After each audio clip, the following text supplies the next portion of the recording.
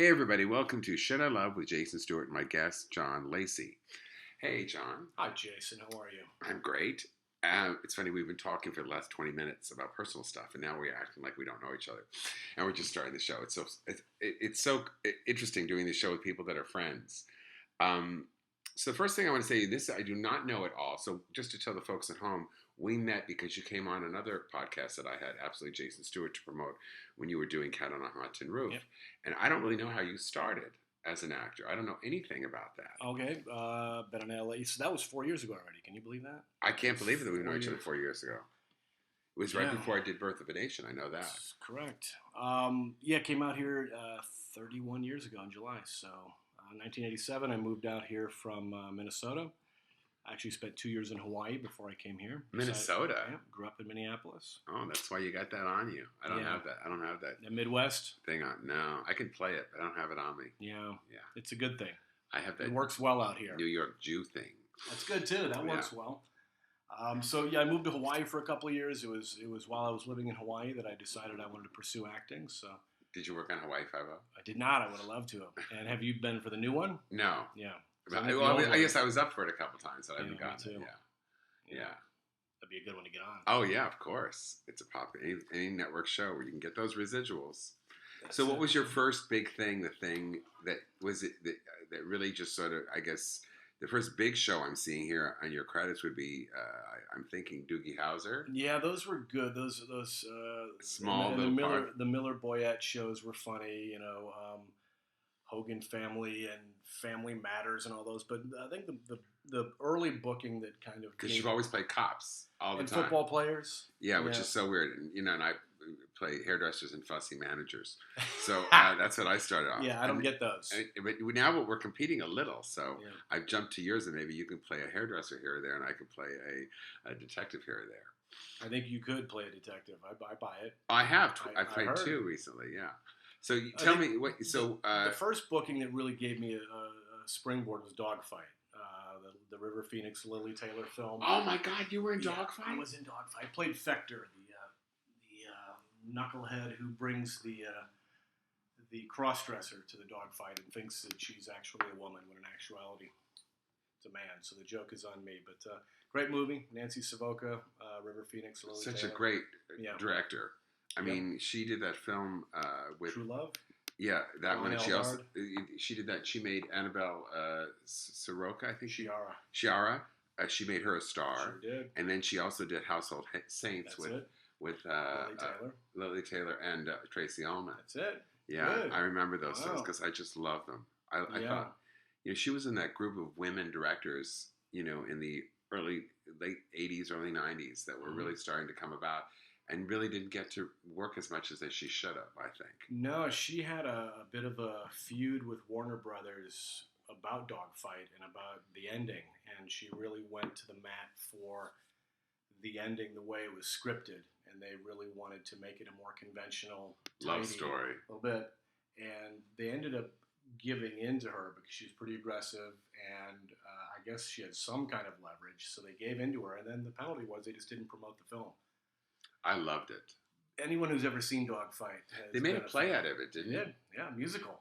Oh, it's a musical. Yeah, just recently. I saw it at the Hudson, I think, a year ago. And was it good? Yeah. I can't imagine, because if those at home don't know, it's a play about these boys that sort of, I guess, fight for this girl. Well, they have a Marine tradition where they'll go to a city. In this case, it's San Francisco. I didn't want to say it because it's so awkward. Yeah, they disperse throughout the city, and everyone's on a mission to see who can bring the homeliest or ugliest girl to a bar and parade her in front of the judges to see who has brought the ugliest date. And it's called a Dogfight, and it was based on a true story. The writer Bob Comfort was pulling it from his real Marines. But Lily Taylor is not an ugly girl, but they made her look ugly. They did some things, with makeup and hair and wardrobe. Yeah, she's very attractive.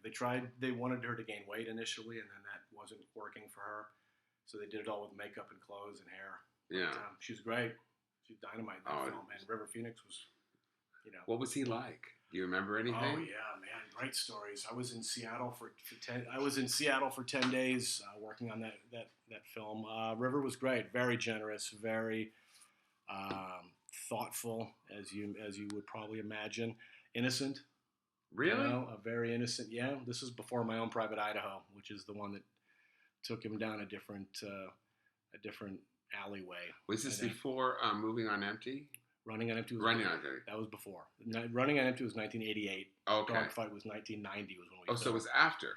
Dogfight was after Running on Empty. Yeah, so he'd already been nominated for an Oscar. Correct. And he was still really sweet and naive. Yes, very much so. In terms of, I often wonder what would have happened to him. He would have just gotten better and better.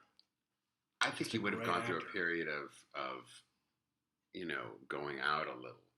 And he seemed like someone who would have gone to school or did something else for a little while because he's a musician and he had a band. Oh yeah, and he was really into music. But he was method, He was method, and when he was doing Dogfight, he wanted to be kind of like a military guy, so smoking and drinking and being kind of in that false machismo world. So he was trying that on, almost like a character, obviously.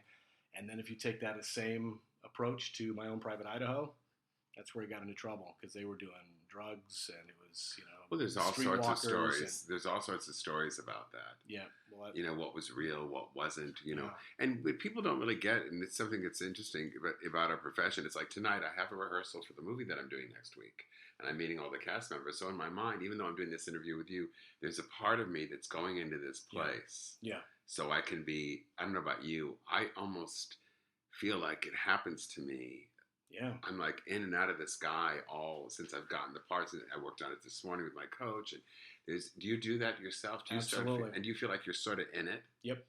And I think it's crucial that you work that way. I think it separates you from people that take the work less seriously. Do you? Oh, okay. I just think I try not to judge because I think everybody has a different way of doing it. But for me, I don't think I work enough.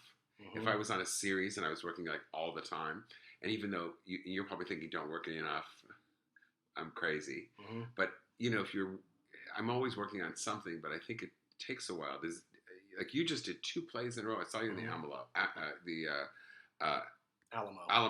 mm-hmm. and you were so good in that. Thank you. I hate to say this, but you were an understudy for the lead, right? Yeah. And I just thought, oh man, this is his part. This seems so much like something he could do. And you work really hard on the New York thing. Yeah, it was good. I wish you would have called me about that. Really? Because are you kidding me? My wife's from Long Island. Doesn't matter. She was busting my chops for weeks leading up to that. Oh, was she? She was trying to getting all my Boston out of me. She kept detecting some Boston in there. But the New York. That's what happened. Okay. Yeah. Because you could have done that. Mm. I don't think. To me, it would have been interesting to have one guy that was sort of Boston and one guy that, Mm. I like all that because people move and people don't think people move, especially in New York. I mean, you've done your luck in booking, all these really terrific shows, everything from Coach to Madlock to Homefront to Malcolm in the Middle, ER, NYPD Blue, Numbers, NCI, Desperate Housewives. I mean, there's so many.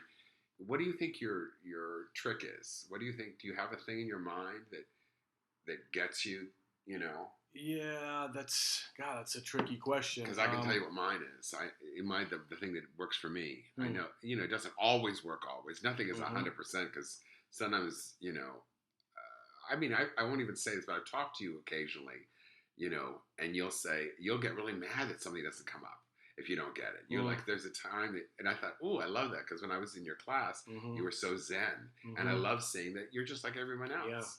Yeah. Oh, for sure. The disappointments always sting. I think it would be weird if they didn't, because that just means you want the job. I would say, Jason, and I appreciate that question because it cuts to the heart, I think, of what can separate actors. And I think it's going to sound simplistic, but it's really caring about the words that you're saying.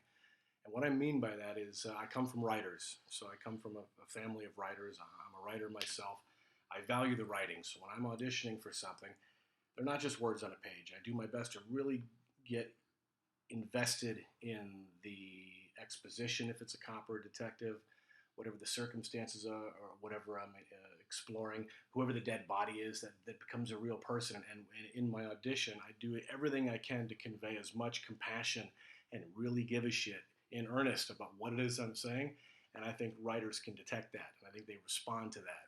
So, so funny because So- I'm the exact opposite. yeah, The improv thing is what's helped me get probably, I'd say, 50% of the things that I get. The idea that I'm able to just go off the page, and that's really And now I don't know what it is. I have no idea. well, now. you might want to try really, really looking at what's on the page and say, No, I do yeah, that too. No, believe me. I'm You know, sure. I've seen it. There are some people who there are some things that you just don't fuck around with. Yeah. You know, when I did Birth of the Nation, it was letter perfect. You know, because that was this language. But there's so many coming from the comedy world, and if you're funny, and you could put a button on something, or you could, in the dramatic world, if you could make something more real. Mm-hmm. I've done so many independent films, and I think a lot of people, sometimes they're a better director, a better editor, better producer, and the writing is the hardest. To get good material is the hardest. Absolutely, and it will always be the premium for what people gravitate to, right? Everyone's looking for Sometimes. a great script or a great concept or something to put together a staged reading or a table read of something. As soon as you get people rallying around a script that is popular or has some kind of heat behind it, then things can happen. Things can. And you also have a gain wife momentum. and how many kids? 3 boys. And it's incredible Yeah. that you can make a living and support a wife. Well, they're in college and out now. One of them just graduated college, and my youngest just finished his first year in school. I'm sorry about the chair. That's okay. Yeah, I'm trying, My chair is I'm trying to squeaking. find the happy medium. Yeah, we did it. We did it. We're empty nesters now, Jason. So party at our house. That's too funny. Yeah. It's so funny. I'm looking at detective, cop, security guard, detective. What have you ever done? You've never been a cop. No. You've never been a security guard. No. You've never been a detective. No. I think often, what would I have done had I not become an actor? I think I would have liked detective work. I don't think I would have wanted to become a policeman. I know you have to do one before the other, but I think I would have enjoyed being a detective. But you didn't do it. No, but I would have enjoyed it. Yes, and you got to work with one of my favorite directors, David Fincher. What was that like? Zodiac, man. Zodiac. How many? Right. And you were Zodiac 4, which means. Do you remember the film? Yes. So I was the one that terrorized Ione Skye on the highway. Oh my God. Which was brutal because who isn't an Ione Skye fan? I mean, when I look at say anything. Say anything, exactly. Yeah. I met her the other day at the Comedy Store. Oh. I met her. She was there. And she's sweet, right? Very, very sweet. Yeah, I said stupid things. I don't even know. I said something stupid. I couldn't have because I was a little. She's so beautiful, and I was a little like, oh my God, Well, I put yourself in my shoes, and I had to spend 3 nights in a row in Camarillo on this deserted highway stretch with David Fincher and a crew at 3 o'clock in the morning, terrorizing her and saying horrible things to her. And was it written? Yeah, but for her close-up, I mean, Fincher's just very. He's going to get what he wants from his performance. For those at home don't know, he is known for 3 million takes. Yeah, because he was one of the first to shoot digital. So he's been shooting digital for so long that he abused the fact that you can just keep running at no cost for the most part. But brilliant guy, very good director. He's hard on people, and he has a rough reputation usually with how he handles women on set. And he was wouldn't say he was rough on her, but he had me say things off camera to get her reaction. What? Just terrorized, saying the things that I would do to her, the things that I was going to do to her and her baby, and torturous, tormenting things to get her to react with the amount of shock and angst in her eyes. Yeah.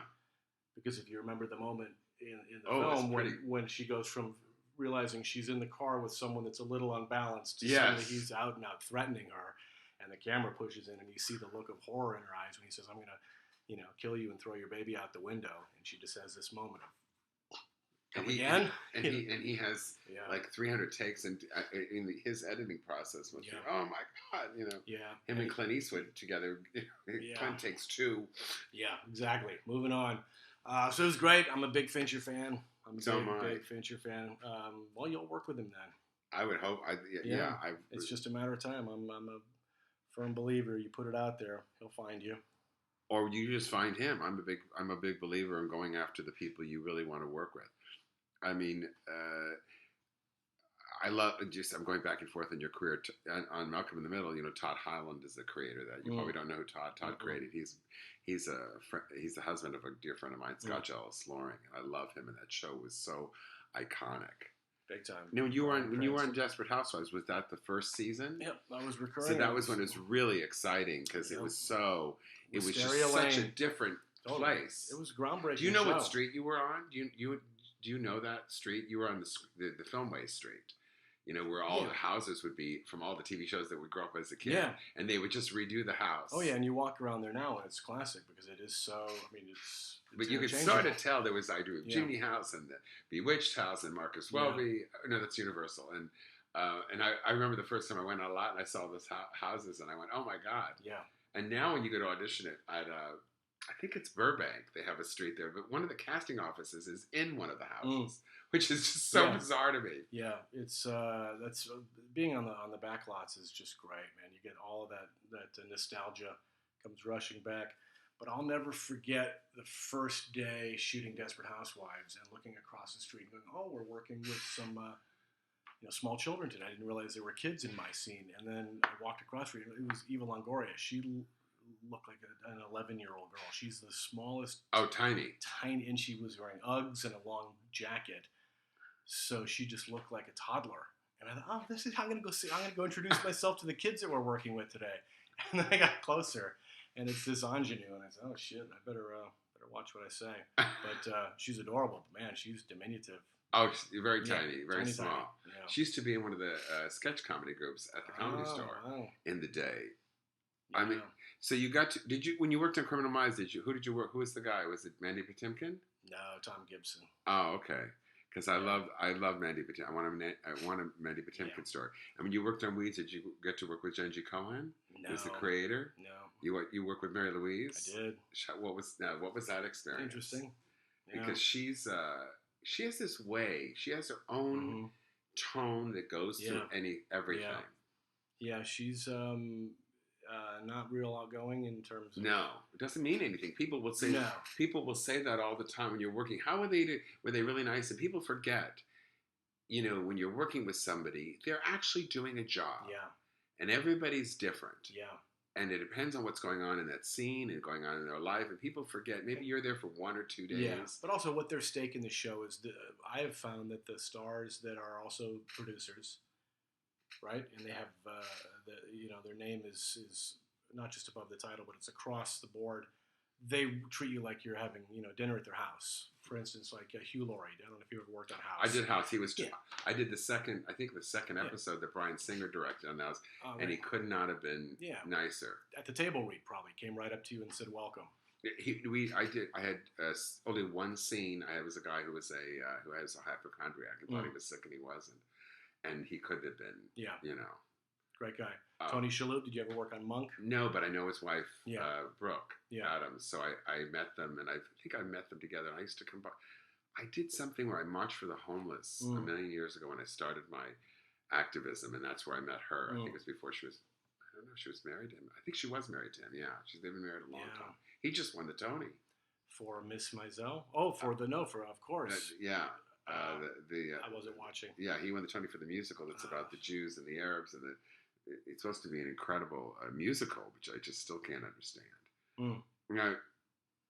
But yeah, so my point is when the big stars, I think, that are also producers know that it's kind of their job to bring the guest stars in with kind of a welcoming committee and make you feel at home. But a lot of actors, you're right, they're doing their own thing. Well, it's hard. I work with Kara Sedgwick on The Closer, and she's got tons and tons of. She spent most of her time with the buds in her ears, listening to the dialogue, and trying to memorize it. Yeah, every day.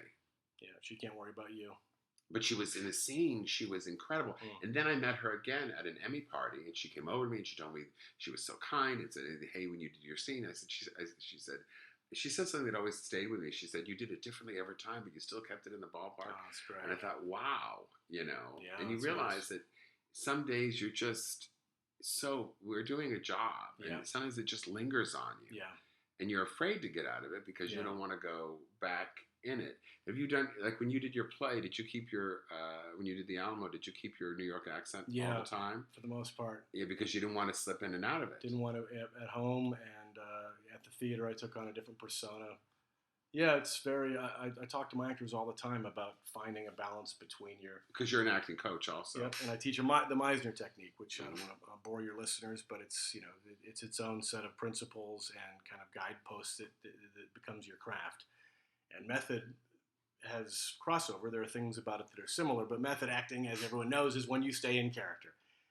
The great examples are Daniel Day-Lewis when he was playing Lincoln, or Phil Hoffman when he was playing Capote. You know why he's retiring? He said, because it was too much out of him. It was too much out of him. I said, well, honey, you don't have to actually make a Yeah. cabin to play him. Yeah, but no wonder your wife wants to leave you. Yeah, You're insane. Exactly. So that's the extreme example, but that is an example of method acting, right? That everyone can relate to, or at least understand. Having some aspect of method in your craft is very important to surviving and staying in a place where you can be consistently locked into the story you're telling. Because dropping in and out all the time is not. It's too hard. It's too hard, and it's not good for your Psyche, through line. yeah. Well, for your emotional through line of what you're doing, you want to stay in a certain place, and trying to constantly. Oh, I thought you meant as a human being, you have to be able to. No, I'm talking about this as the work, the performance. Yeah, it is a crazy thing that we do. It is.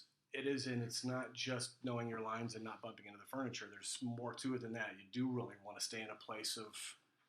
Well, that was Spencer Tracy's quote. So, but he always played a version of himself that he created. But I don't think we ever knew who he was. No, and he was very good at playing himself. Or that character that he procured. I always like to not say, because I don't believe that's him. Yeah. I think whoever he was 100 times more interesting. Yeah. He's one of those that got away. Yeah, I agree. And we don't know much about him. No. He'd be a good one to read up on. There's a whole book that William J. Mann wrote about Katharine Hepburn. It's called Kate. And it talks about how there was no romance between the two of them. Ever. Wow.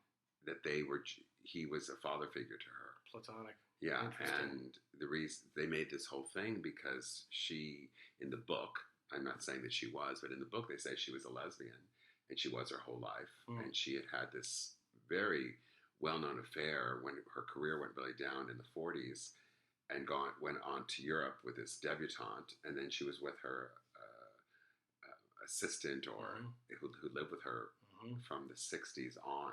Yeah. Until she died. Yeah. In her 2000, I think 4 or 6. Yeah, good for you for knowing that. It's in the book. I mean, I'm not saying it's the truth. I mean, I'm saying that's who. And they said that he just was this guy that resurrected her career and gave her a place. Yeah, and you know what else? They did 12 or 13, I think 11 or 12 films together. That's a lot. Yeah. That's like Jenna Rollins and Cassavetes. But hers were really successful. Yeah, but it was I think the turning point for her, because she was at one point she was considered box office poison. That's when she went to. That's when she had gone to Europe with this debutante, and they had an affair, and all the people that they quite. I mean, this guy William J. Mann is such an incredible writer because his books are not about the people. He talks to everyone, and it's just it's the most in depth. Anecdotal. Oh yeah, total. Yeah. But we don't know what's the truth, but that's what you hear from the people that knew them. What is great is, and back to talking about material, she knew that, so she bought Philadelphia Story. So she bought the rights to it. That's what and that changed her career. Yeah, and what you sort of did is tell us about this film, Custody Road. The Custody Road that I'm not in. Custody Road, I wrote it for 4 of my actors in my studio. 4 actors that I'd been coaching and teaching for 2 men and 2 women. Because you love men. I mean, you had a class that was all men, which was really interesting to me. Yeah. And I know it's not what you do anymore, but it really was really interesting for me. Well, because there's a different energy. Yeah. And that was the design of that. I wanted to get men to drop their guard and not be on display or on the prowl for the women in the room. Subsequently, I now have a studio of 28 actors, and it's co-ed. So I wrote Custody Road for 4 of my actors. One of the leading female ended up dropping out for different reasons, and I had to recast that. But and in the final analysis, there's 15 actors in the film that are in my studio. What's the film about? It's a struggling stand-up comic, goes to extreme measures to prevent his ex-wife from gaining custody of their young son. So I've changed my logline a little bit. Who's the comic? Who plays the comic? Josh Doherty, who a lot of people think is a dead ringer for Aaron Paul. If you saw Josh, you'd go, oh, shit. Is he a comic? No, he's a storyteller and a singer and a very gifted Does he do actor. stand-up in the film? He does, but he's that's the hardest thing to do. It is, and he was scared to death, but I kept telling him, Josh, you're a natural. Josh is the kind of guy that can sit around a campfire and suddenly have a guitar in his lap and tell you jokes all night and sing a song and have everyone totally mesmerized. Very charismatic. So I wrote the role for him knowing that he could do it, and I didn't want him to be a stand-up comic. I wanted him to be more of a commentator, which is what he is. And he sings kind of silly songs and makes observations on men and women. So that's... Did he write his own stuff? No, I wrote it all for him. Oh, wow. Yeah. And we shot all of his stuff, the comedy stuff, at the Ice House in Pasadena. Owned by my buddy, Bob Fisher. Yep. The legendary Ice House in Pasadena. So you'll have to see it. It's noir. I call it desert gothic noir. It's got a real kind of Sam Peckinpah, Coen Brothers, desert, lonely kind of vibe. Sam Peckinpah. So somebody gets hit in the face, and then the Coen Brothers, it would be somebody gets hit in the face, and then everybody sits there and just talks about it for an hour, and then they don't talk about getting hit in the face. They talk about something completely different. Then somebody comes in and just just breaks somebody's finger off, and then not like that. Because I was thinking it's the Coen Brothers. More like the color palette, and the sensibilities, maybe a little bit of the sense of humor.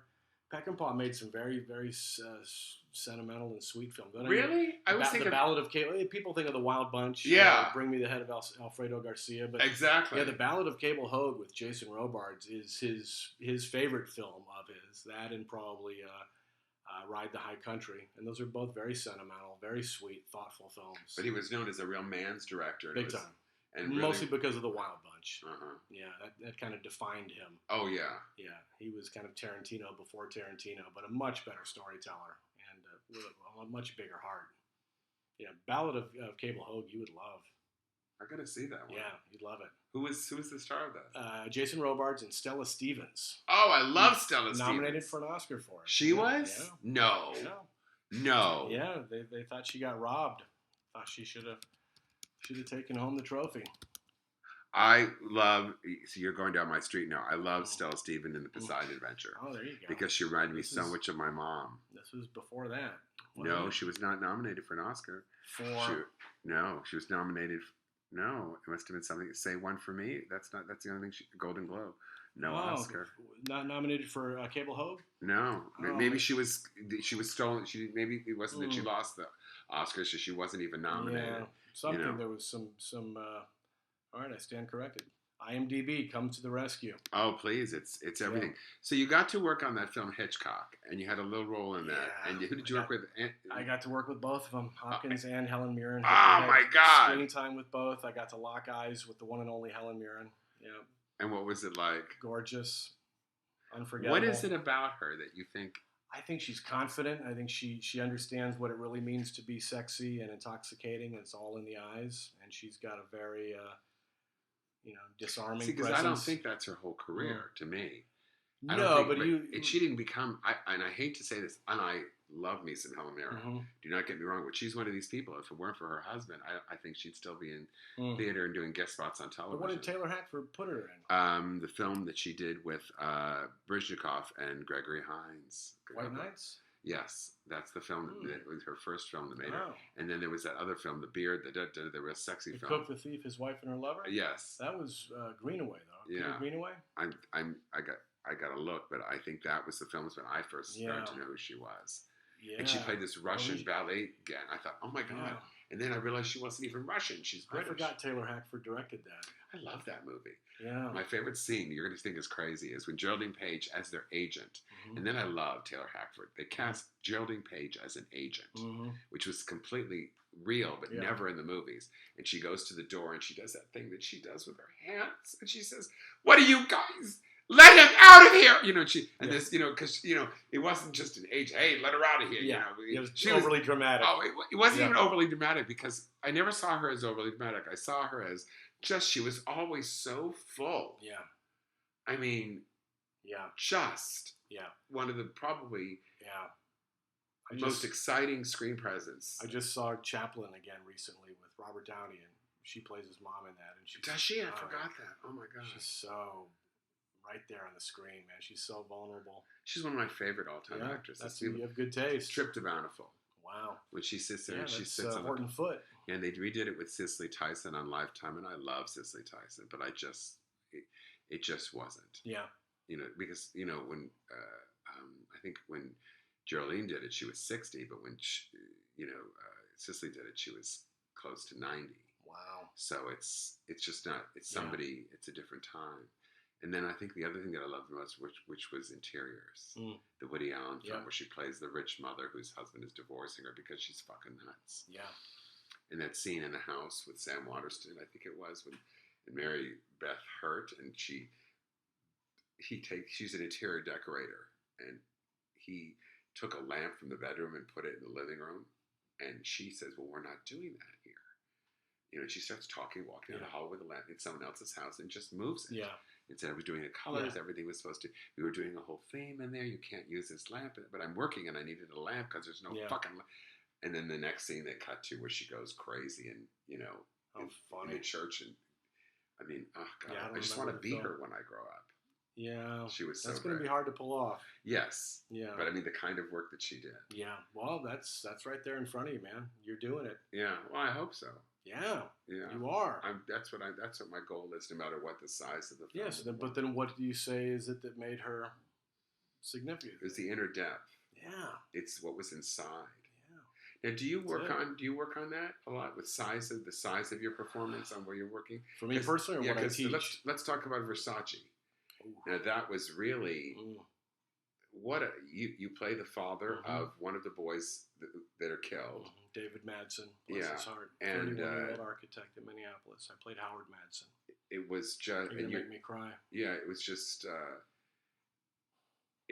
such a difficult series to watch. A film. It really felt like a film. Oh, yeah. It felt like 4 different. Was it 8 episodes? 8 episodes. 8 episodes. It felt like 4 different films about the same subject matter from different points of view, with a lot of deference and respect paid to the victims, right? Oh God, yeah. So much attention to detail on the victims and their lives and how he was able to manipulate or work his way in, and just heartbreaking.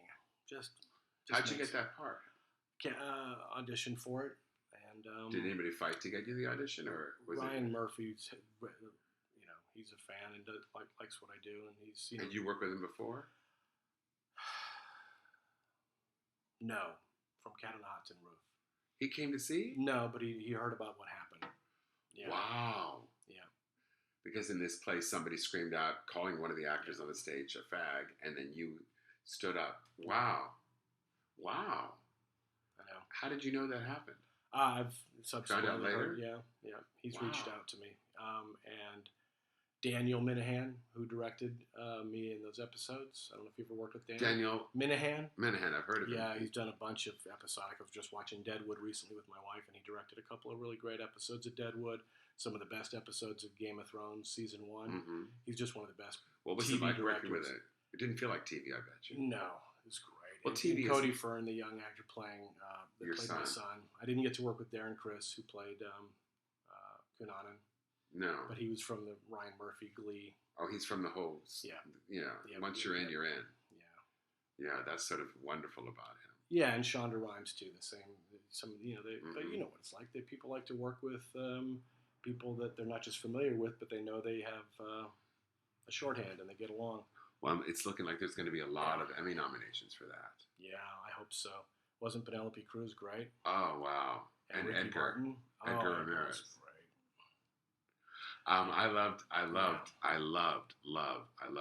Edgar Ramirez. Yeah, he was dynamite. I mean, every moment he gained all this weight and just, and he brought a lot of depth to it. But Penelope Cruz blew me away every moment. Not that I was surprised, because I know she's just a brilliant. What's so funny is because she started out not being that. Mm. She did these. She was the girl. Oh yeah. The girlfriend, and she was just this beautiful. Almodovar. And she something switched in her. Cristina Barcelona, man, she went for it in that. Oh, I love my favorite scene in that is Yeah. when she says to him, one girl says, "How could you go through his house?" Scarlett Johansson says, "How can you go? He's my husband. I have to go and see who you are." Yeah. Of course I'm going to go through your stuff. Oh yeah. I mean, she was like, "What are you, nuts?" Yeah. She was no apologies. No. It was so funny. Yeah. She was right right there up front with her aggression. She's great. What do you think the whole thing is now? Because about television and film, it seems to me, and I never would have said this 10 years ago. You would have had to drag me, but I'm watching things on television or on the computer constantly. I think it's a lot of it has to do with this generation's viewing habits and what they like, and this whole do you think phenomenon. I think it's the binging. studios that are doing it. I think Meryl Streep said it best on 60 Minutes. She said that we told people over 40 or 50 not to come to the movie theaters, and we stopped putting their movies in the theaters. And the idea that we're going to spend $15 or $20 to see a movie when we can see it at home for $5 or $10 and see tons of them, that's partly it. It's insane that they're charging the same money for these movies that cost $300 million to a film that costs $20 million. Yeah, there should be a discrepancy between the ticket price. That's an interesting argument. Well, because in some films they're not meant to be seen on a big screen, and some are. Yeah. I know that if you see Birth of a Nation on a big screen, it's going to have a completely different emotional reaction than you're going to have seeing it at home. Yeah, well, there's still, for the real cinephile, there's still no substitute for being in that big, dark theater and watching something on the big screen. Well, depending on how the film is shot. Yeah. I think. You see 12 Years of Slaves, it's 20 minutes to get to, or even Shame, Steve McQueen's other film. There's these long shots of panning. You can't do that on a television series. But yet, I thought that Versace was really... It's a film. Yeah. In the same way Feud felt like a film. Interesting, yeah. It felt like 5 films about different times. Same team. Oh yeah. That's why I say that. Yeah. Yeah. No, they've got a great aesthetic, and are you a Game of Thrones fan? Because those episodes. I've tried. I'm not a fantasy person. Yeah. I'm not a. That's the thing. It's my wife's genre, so I watch all that stuff with her. And I like the cop stuff. I've watched the same 2. I watched the first 2 episodes, and I just couldn't. It just didn't hook me. Interesting. And what bothers me the most is the wigs. There's all these wigs, and how does everybody look so great? And it's just, and the girls are this white skin, and then the guys are completely unmatched. It doesn't make any sense to me. It drives me crazy. Yeah. So what's up next for you? Really working on Custody Road and getting that to the video on demand marketplace. So how hard is that? To get it to the marketplace? Yeah.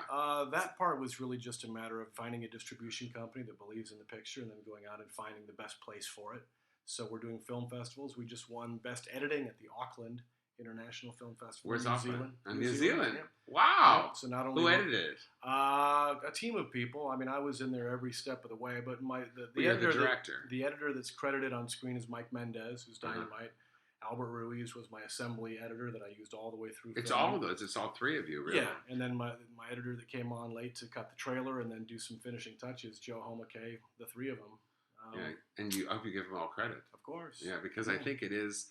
I've had 2 editors on my short, like Father, that I directed and acted in, and I think that it's when you make things piecemeal and you don't have the money, and also it's really, I think there's a big difference in working with people who you pay and who you don't pay. Yeah. Oh, I look at your face and I see that. Yeah. For those at home that are listening, that's what happens as you make this decision because you don't have any money. Yeah. And they have certain qualifications. And also now there's so many, I mean, all the editing systems from computer to computer do not match anymore. Did you go down that street yet? Oh yeah, well that killed me. There's so many different levels of expertise that you need to finesse in post-production. Having a post-production supervisor and a producer that specifically handles your post is crucial, and I didn't have one. Of course, who does? Yeah, so it's taken me a long time to get through post, but it's a learning experience, and I ended up ultimately having great people in my corner, so that's why we're doing well now.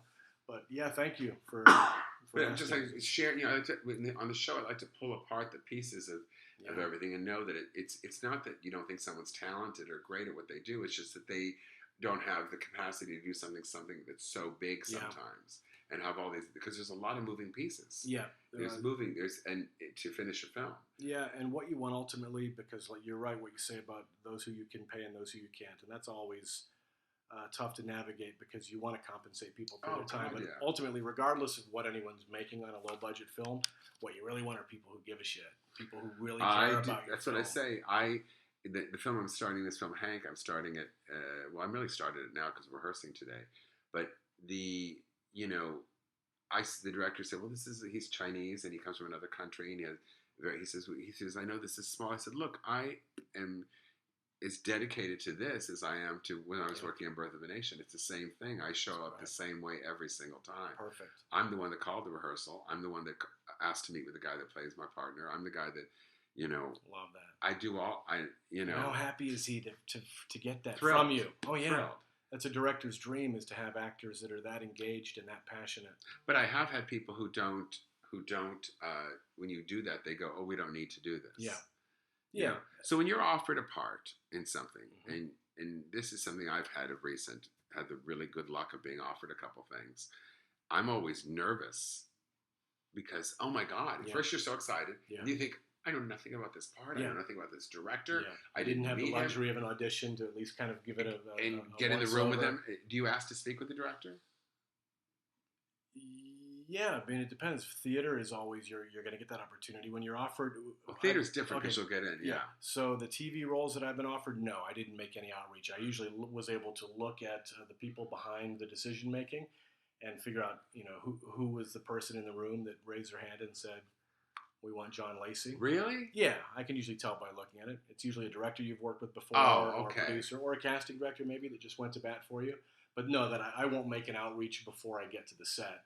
I have almost every time. Interesting. For film or it depends TV? almost because I used to never do it, but I do it now because I want to make sure I'm on the right show. I think it's more with independent films that I've done that with than I have television. This is CSI. Yeah. But I did a show called Swedish Dicks, and I didn't know anything about it. Peter Stormare. Yeah, and I knew nothing. And then I realized, then I get to the set and I'm going, oh, I'm working with Keanu Reeves. Yeah. And you were able to reach out to someone before you got to set? Yeah, because they said it on the email. The cast director said, hey, if you have any questions. I said, yeah, I'd love to talk. I want to know the tone of this. Yeah, good for you. I honestly could not get it from the page. Yeah. I couldn't get it. I had friends read it and I go, I can't. And it was very Arrested Development. Yeah. So it was so dry, but yet so extreme. Yeah. And I needed to know that. Otherwise, I'm going to come and, and waste their time on the set. Yeah. And waste the first, take. Yeah. And I don't want to do that. No. So I always say, hey, I always say I'm doing this because I want to, so we're on the same hit page. The ground running. Yeah, because I don't want to, we don't. There's no time. Anymore. Good for you. I haven't had any of those. Yeah. I've done a lot of independent films. Yeah. Yeah. So. Because you're good, man. People want to work with you. You're doing all the episodics of late. Yeah, well. So that's where the big money is, and the college education, and Now I'm making my own movies, Jason. So let's stay in touch. Yes. Yeah. I can't wait to see it. Yeah, I'm looking forward to showing it to you. I hope you can make it to the Ice House. I will. Do you know when the date is? We don't. We're waiting. Okay. We're waiting until we get our firm date from iTunes so that we can make it all kind of one big launch. And until we have a firm date when iTunes is going to release it, we're not going to lock anything in. But it's imminent. It's literally any day now. I don't think it matters. Everything is exact dates don't matter anymore. Yeah. People want it to, but it really doesn't because everybody sees things. Like I said, Tangerine now is still just getting to people. Yeah. Episodes of show you've done that now they're binging on some show and they go, oh my God, you're in this. Or Judd Apatow shows Love that I was in. That's another one that the first year no one watched. The second year it became a major hit over the summer. Everybody went crazy and watched it. And then by the time the second season came in, they were like, da, da, da, da, da, So you just don't know. Yeah. I guess I've got a PR person that I'm working with, and she's real specific. They all love it because it's easy. Because she's right, though, because the press wants that. Yeah. But it doesn't exist anymore in terms of the way we watch stuff. You're right.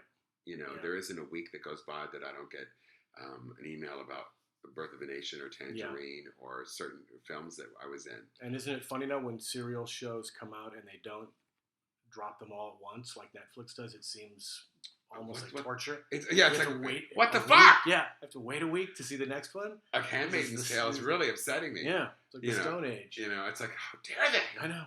I bought Hulu. I paid the $11 for no commercials.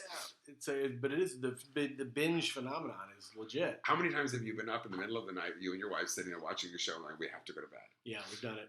Yeah, we have to go to bed. Yeah. And no, just one more. Let's just watch the first 20 minutes and then we'll turn it off. Yeah. Exactly. Yeah. And then suddenly the end credits are rolling again. You're going, oh shit. Oh my God. And then you're ready. Okay, one more. Okay, it's 2:30. I think it'll be something 3:30 and I'll get up and.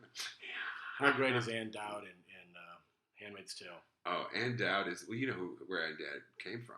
Independent film. Yeah, well, but the big break, I think, was True Detective, wasn't it? When she played the creepy sister to that guy or whatever that was. But still, I mean, it's all and that is, even though it's HBO, because HBO will take from independent films.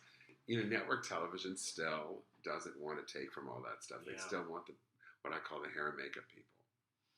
But your point is well taken, and I tell my actors all the time, you're one independent film away from something really significant. You just got to get out there. Oh, yeah. You know, look how much Birth of a Nation did for you. Definitely, and I'm sure for you too to be in all these episodic television shows. I hope your reputation ends up preceding you. It's nice when you get offers, isn't it? It's really interesting and strange. I'm still not, but you want to. I think television now is no longer what it used to be, other than the network shows. And some of the network shows, I have to say, Law and Order SUV is still one of the best shows on TV. I think. SVU. I always get it wrong. Special Victims Unit. Yeah. Still one of the best shows on TV, I think. They say, well acted. And, you never seen it? You can. I say. Mariska Hargitay or whatever. You got 20 years to binge on. Yeah, exactly. Where do you start? When those shows, sometimes you can watch it by season. Yeah. So watch the last 5 years. Yeah. It got better and better. I've been watching it for around 5 or 6 years, but I went back as much as I could on. And when I started watching it when it was on, I had a director of a play that I did who was obsessed with it. And it's not overly formulaic. It's got a freshness. Yeah, because they take things. Yeah, the acting is so good. So, she's so good. Yeah, she must be. Jeez. I mean, it's quite a cottage industry. Well, they're almost. I think they tied with Gunsmoke for the longest show on TV. It's not animated. Yeah, that's impressive. Well, so everybody, please look out for the Custody Road. And Custody Road? Custody Road. CustodyRoad.com. You can also like us on Facebook and Instagram, would be great. And when we do release in the beginning of July, it'll be iTunes, Amazon, and Google Play. And then also go look at his work in Versace. Thank you. What's the full title? I've forgotten. The Assassination of Gianni Versace, Andrew Cunanan. American Crime Story. It's a pretty long title. Yeah, it's got a lot of it, but it's the follow up to The People versus OJ, which is much catchier. Right. But same group. Yeah, but definitely. It's American Crime Story, The Assassination. It's an anthology series that now has all these great things. So watch those too. And if people want to get a hold of you, how do they get a hold of John Lacey? Do you have a website? Yeah, well, I do. It's the artist process. One word, theartistprocess.com. Okay. The best way to reach me right now is through the newsletter and Custody Road on our website. Okay. And then social media, I'm always out there. Laceman34 on Instagram. Laceman. Okay. 34. If you forget all this because it's so confusing and I have to talk to him about branding himself with one thing, just go to jasonstuart.com, STUART, and send me a message. Until next time, thank you very much, everyone. Take care. Thank you.